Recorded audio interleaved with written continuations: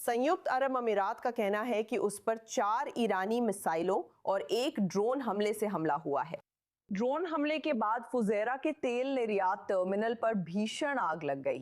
UAE रक्षा मंत्रालय ने कहा कि 3 मिसाइलें रोकी गईं और एक समुद्र में गिरी। अब फुजेरा का यह परिसर ओमान की खाड़ी पर यूएई का मुख्य तेल निर्यात टर्मिनल है। ये यूएई का एकमात्र प्रमुख बंदरगाह है जो हॉर्मुज जलडमरू मध्य को बाईपास करता है और रोज लाखों बैरल तेल संभालता है।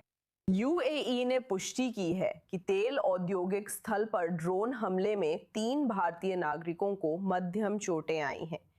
हम यूएई में हो रही घटनाओं की और जानकारी का इंतजार कर रहे हैं। सबसे पहले मैं हमारे मेहमान जेसन ब्रॉड्स्की को बुलाना चाहूंगी, जो यूनाइटेड अगेंस्ट न्यूक्लियर ईरान के पॉलिसी डायरेक्टर हैं।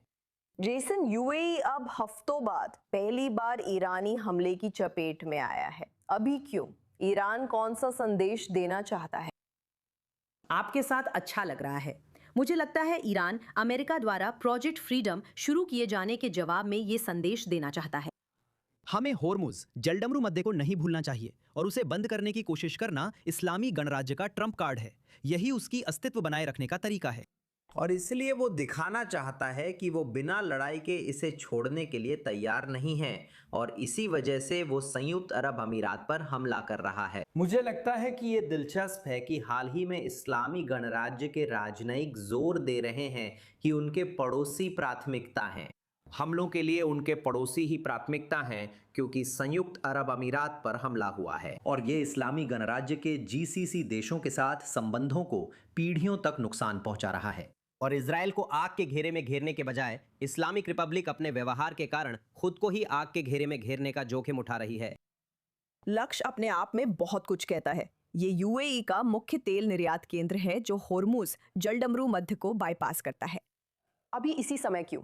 हमें पता है कि प्रोजेक्ट फ्रीडम शुरू हो चुका है, जो अंतर्राष्ट्रीय जहाजों को होर्मुज जलडमरू मध्य की ओर मार्गदर्शन कर रहा है। पर जरूरी नहीं कि वो ऐसा कर ही रहा हो। ये ज्यादा कुछ नहीं बल्कि अमेरिका की अतिरिक्त मौजूदगी है ताकि अंतर्राष्ट्रीय शिपिंग समुदाय को कुछ हद तक सुरक्षा का एहसास दिलाया जा सके। लेकिन अमेरिकी सैन्य मौजूदगी तो हॉर्मुज जलडमरू मध्य में पहले से ही है।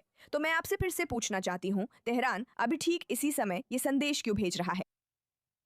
संयुक्त राज्य अमेरिका इसे समन्वय केंद्र मानता है, न कि होर्मुज जलडमरू मध्य खोलने के लिए पूर्ण अमेरिकी सैन्य अभियान।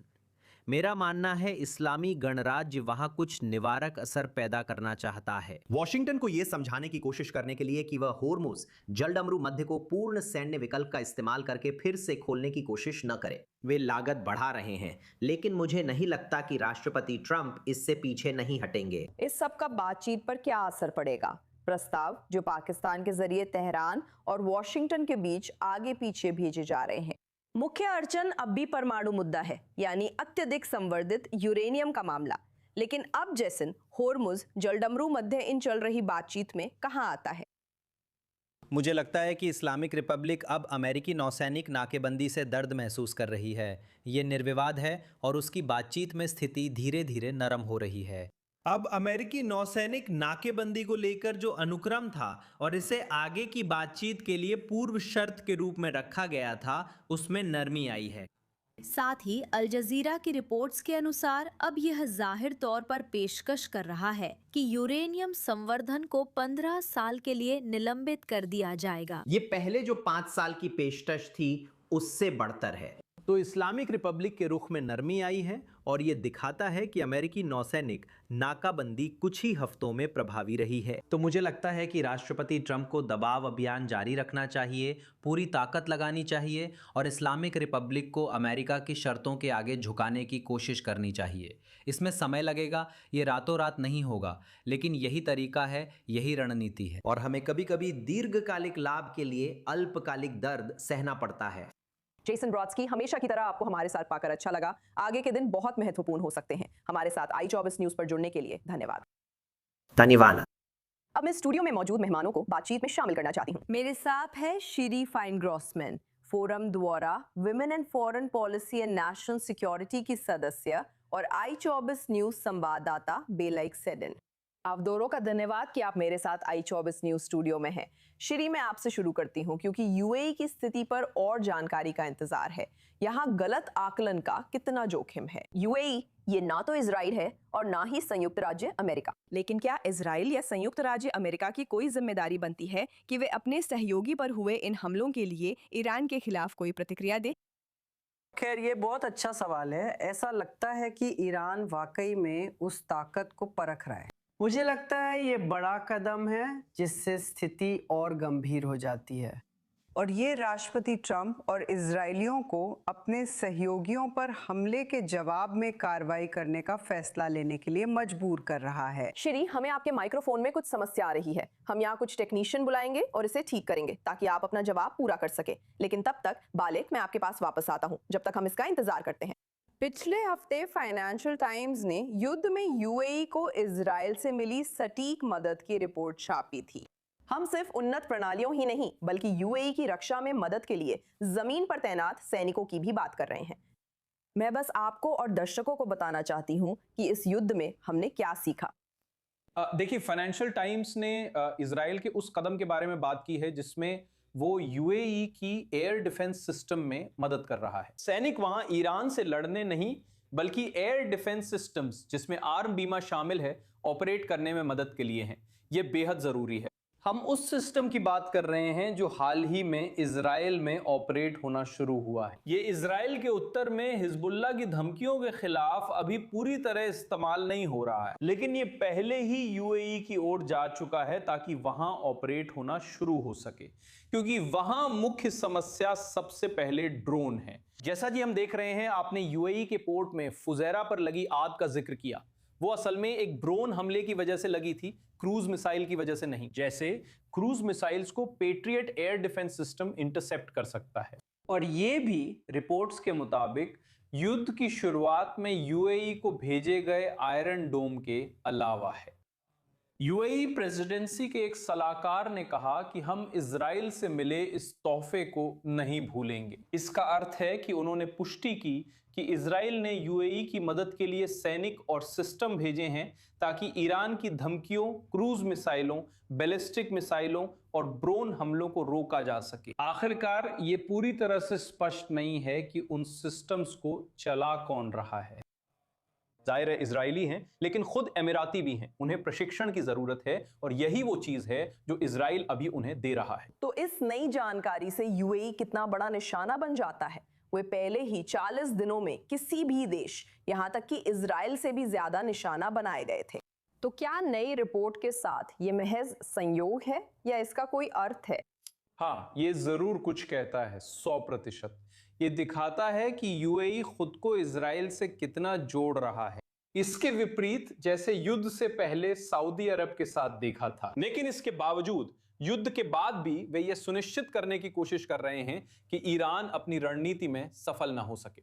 असल में आप जानते हैं, यूएई इजराइल और अमेरिका के बीच दरार डालने के लिए आखिरकार वे कह रहे हैं कि मध्य पूर्व, खासकर यूएई और खाड़ी के देशों से सैन्य ठिकाने हटाए जाएं, लेकिन ऐसा नहीं हो रहा। यही यूएई भी कह रहा है। असल में हम तो इसका उल्टा कर रहे हैं। हम इजरायलियों के साथ अपने संबंध और मजबूत कर रहे हैं, यहां तक कि इजरायली तकनीक को खुद खाड़ी क्षेत्र में ला रहे हैं और उसे ईरानी खतरों के खिलाफ इस्तेमाल कर रहे हैं। ये एक बहुत बड़ा कदम है जो दिखाता है कि यूएई इजराइल और मध्य पूर्व के लिए सबसे महत्वपूर्ण साझेदार है और शायद पूरे अरब जगत में भी। ये अद्भुत है कि हम क्या क्या सीख रहे हैं और ये युद्ध गठबंधनों को कैसे बदल या मजबूत कर रहा है। शिरा, मैं फिर आपसे सवाल पूछना चाहती हूँ। अभी हमने सुना कि इस समय इजराइल यूएई गठबंधन कितना मजबूत है। हम ये भी जानते हैं कि इस युद्ध के दौरान संयुक्त राज्य अमेरिका ने इजराइल और यूएई दोनों का समर्थन किया है। तो ऐसी स्थिति में जब तनाव बढ़ रहा है, गलत आकलन के क्या जोखिम हो सकते हैं? देखिए, फिर से बात वही है कि यहाँ गलत आकलन हुआ है। जाहिर है, मुझे लगता है कि ईरानी द्वारा एक योजनाबद्ध हमला किया गया है। मुझे लगता है कि उन्होंने जो किया वो एक रणनीतिक गलती है। सवाल ये है कि हम इसे कैसे प्रस्तुत करें। अगर हम दोहराएं कि ईरान अंतर्राष्ट्रीय कानून का उल्लंघन कर रहा है तो यूएई इसमें शामिल नहीं था और ना ही हमलों में उसका कोई पक्ष था। कुवैत, कतर या सऊदी अरब भी इसमें शामिल नहीं थे, फिर भी उन्होंने इसे निशाना बनाया। और मुझे कतर के प्रधानमंत्री का हवाला देना पसंद नहीं है, लेकिन इस तरह की आक्रामकता ने वास्तव में इजराइल और यूएई के बीच संबंधों को मजबूत करने में मदद की। तो इसके लिए सिर्फ वही खुद को दोषी ठहरा सकता है। हम देख रहे हैं कि ईरान के कट्टरपंथी बार बार गलती करके खुद को इस शासन के अंत की ओर धकेल रहे हैं। वे साफ तौर पर बौखलाए हुए हैं और अमेरिकी नाकेबंदी का कोई जवाब उनके पास नहीं है। यूएई की बात करें तो क्या इस बार कुछ नया हो सकता है? क्या यूएई से प्रतिक्रिया की उम्मीद है? क्योंकि 40 दिनों के युद्ध में किसी खाड़ी देश ने ईरान पर सीधा हमला नहीं किया। क्या इस बार कुछ अलग होगा? मुझे लगता है हम इजरायली और कुछ अमेरिकी अपने विकल्पों को सिर्फ सैन्य विकल्प मानते हैं। मुझे लगता है कि यूएई ने यह दिखाया है कि उसके पास बहुत सारे साधन हैं। उसके पास वित्तीय साधन है, राजनीतिक साधन है और कूटनीतिक साधन भी है। ये अब भी संयुक्त राष्ट्र सुरक्षा परिषद जैसी अंतर्राष्ट्रीय संस्थाओं के पास जा रहा है। आप जानती हैं, ये शायद आप जानती हैं मुकदमा कर सकता है, आप जानती हैं एक मुकदमा दायर कर सकता है। ओपेक से बाहर निकलना, जिसका आर्थिक प्रभाव पड़ेगा, शायद तुरंत नहीं लेकिन आगे चल के, और ये रणनीतिक है। ये ईरान की वित्तीय संपत्तियों को निशाना बना रहा है जो यूएई में, दुबई में है, जो शासन और ईरानी गार्ड के लिए वित्तीय और आर्थिक गतिविधियों का एक तरह से अड्डा था। तो मुझे लगता है कि वे इसे अलग नज़रिए से देखते हैं, वे इसे हमारी तरह नहीं देखते। ज़रूरी नहीं है कि वे जवाब में मिसाइल दागे, लेकिन वे निश्चित रूप से अपने पास मौजूद और साधनों का इस्तेमाल करेंगे, और वो काफ़ी बड़ा है। देखिए कि और कौन कौन से विकल्प मौजूद है। ये जरूरी नहीं कि हमेशा सैन्य दबाव ही हो, जैसा कि हम हॉर्मुज जलडमरू मध्य में भी देख रहे हैं। यहाँ आर्थिक दबाव भी है।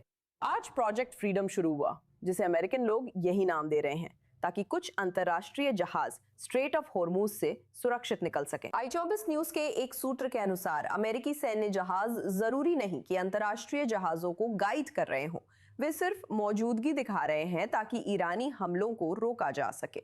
क्या ये अब तक कारगर रहा है? प्रोजेक्ट फ्रीडम की शुरुआत के बारे में अब तक क्या देखा गया है? हाँ, अमेरिकी सेना ने पहले ही कहा है, खासतौर पर सेंटकॉम ने, कि 2 जहाज जो अमेरिकी झंडे के साथ हैं वे पहले ही होर्मुज जलडमरू मध्य से गुजर चुके हैं। ईरानी कह रहे हैं कि ऐसा असल में हो ही नहीं रहा है और ये असल में एक झूठ है। लेकिन इससे पहले भी ईरानियों ने कहा है कि उन्होंने 2 मिसाइलों से उन अमेरिकी युद्धपोतों पर हमला किया है जो हॉर्मुज जलडमरू मध्य से गुजरने की कोशिश कर रहे थे। उसके कुछ ही घंटे बाद अमेरिकी पक्ष की ओर से इनकार आने के बाद उन्होंने इस घटना से जुड़ी अपनी बयानबाजी बदल दी है। ये सब ईरानी मीडिया में ही हो रहा है, कोई अधिकारी सीधे नहीं बोल रहा। ईरानियों के साथ हमेशा ऐसा ही होता है। फिर कोई ईरानी स्रोत ईरानी मीडिया से बात करता है ताकि जाहिर तौर पर ईरान की जनता को कोई संदेश दिया जा सके, न कि पूरी दुनिया को। अमेरिकियों ने पहले कहा कि ऐसा नहीं हुआ, फिर ईरानियों ने अपनी बात बदलकर कहा कि उन्होंने अमेरिकी युद्धपोतों को निशाना बनाया था, वो सिर्फ चेतावनी थी। तो उन्होंने भी अपनी बात बदल दी। तो फिलहाल कम से कम हमारे पास 100% कोई पुष्टि नहीं है कि कोई जहाज गुजरा है। अमेरिकी कह रहे हैं कि 2 जहाज गुजर चुके हैं, ये बहुत महत्वपूर्ण है। मुझे यहाँ सेंटकॉम का हवाला देना है, क्योंकि उसने वही नहीं कहा जो राष्ट्रपति ने कहा। उन्होंने कहा कि इस ऑपरेशन का उद्देश्य होर्मुज जलडमरू मध्य में नौवहन की स्वतंत्रता बहाल करना है। मूल रूप से घेराबंदी तोड़ना, इस नियंत्रण को तोड़ना जिसे ईरानी होर्मुज जलडमरू मध्य के जरिए थोप रहे हैं। तो ये इस ऑपरेशन की शुरुआत है। वैसे आज अमेरिकी वित्त मंत्री स्कॉट पेसन ने भी कहा है कि हम होर्मुज जलडमरू मध्य को खोल रहे हैं। ये एक बड़ा कदम है। इसका मतलब है कि हम अब ईरानियों के आखिरी और सबसे प्रभावी कार्ड यानी होर्मुज जलडमरू मध्य को लेने की शुरुआत में है। अगर वो अब ईरानियों के पास नहीं है तो इसका मतलब है कि होर्मुज जलडमरू मध्य की स्थिति से अगर किसी को फायदा नहीं हो रहा और उल्टे नुकसान हो रहा है तो वे सिर्फ ईरानी हैं। असल मुद्दा यही है जिसे ट्रंप प्रशासन करना चाहता है। श्री, हमें अपने दिल से नहीं बल्कि दिमाग से सोचना चाहिए और तुरंत प्रतिक्रिया में नहीं आना चाहिए कि ओ चलो ये करते हैं, उस पर हमला करते हैं। हमें यहाँ धैर्य रखना चाहिए। उन्होंने अभी अभी एक बहुत आक्रामक कदम उठाया है और अब गेंद इजरायली मराठी अमेरिकी पाले में है और मुझे लगता है कि हमें उन्हें थोड़ा परेशान होने देना चाहिए। और आप जानती हैं आपके पक्ष में हमेशा आश्चर्य का तत्व होना चाहिए। अब हमारे पास आश्चर्य नहीं है, इसलिए गहरी सांस लेकर अगला कदम सोच समझकर उठाना चाहिए। और ये ऐसा है, आप जानती हैं ये जिंदगियां हैं, कोई शतरंज का खेल नहीं, लेकिन ये एक लंबी अवधि का खेल है।